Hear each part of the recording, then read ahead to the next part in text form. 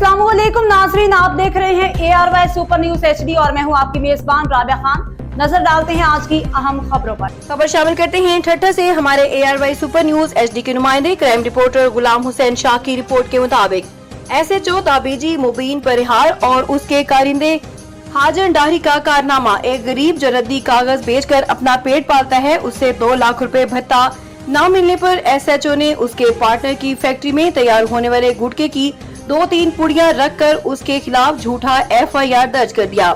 हम हाजी अली हसन जरदारी, वजीर दाखिला, IG सिंध, DIG हैदराबाद और SSP ठट्टा से सवाल करते हैं कि रद्दी कागज फरोख्त करना किस कानून के तहत जुर्म है। अगर वाकई ये जुर्म है तो इस कानून की शिक दिखाई जाए और इसी कानून के तहत FIR दर्ज की जाए।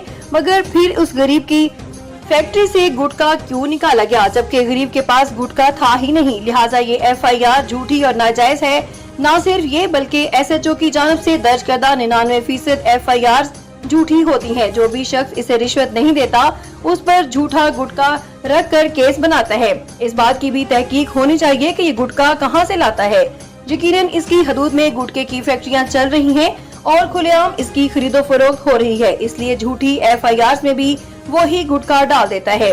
ये शख्स खुलेआम कहता है कि मैं हाजी अली हसन जरदारी के सिवा किसी को नहीं मानता। उसने एक मुनज़्ज़म निजाम कायम किया हुआ है जिसमें उसका खास करिंदा हाजन डाहरी जो प्राइवेट शख्स है, वो बसों और गाड़ियों से रोजाना मुख्तलिफ लोगों, मर्द औरतों को उतारता है और फिर निजी टॉर्चर सेल में उन पर तशद्दुद किया जाता है और अहले खाना को डरा धमका कर पैसे लेकर छोड़ जाता है।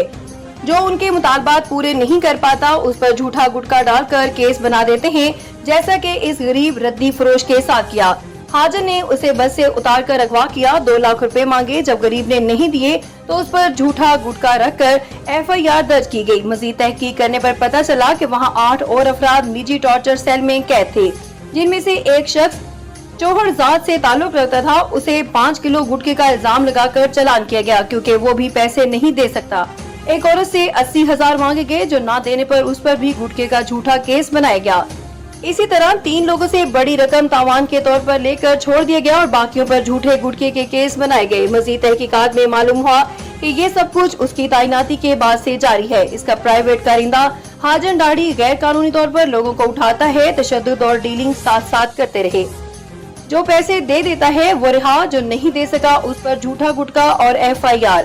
अगर तहकीकात की जाए तो यह हकीकत सामने आएगी कि इस अफसर ने आज तक आइस, हेरोइन, चर्स, अफ्यून, शराब जैसी असल मंशियात का एक भी मुजरम न पकड़ा, न FIR दर्ज की है। बाकी 99% केस सिर्फ गुटखे पर झूठे मुकदमात हैं। इसके थाने में कुछ कदम आगे मेन रोड पर इसकी इजाजत और हमायत से एक ईरानी और चोरी शुदा पेट्रोल डीजल की गैर कानूनी एजेंसी खुली हुई है, जहाँ से वो हफ्तावार 3 लाख रुपए लेता है।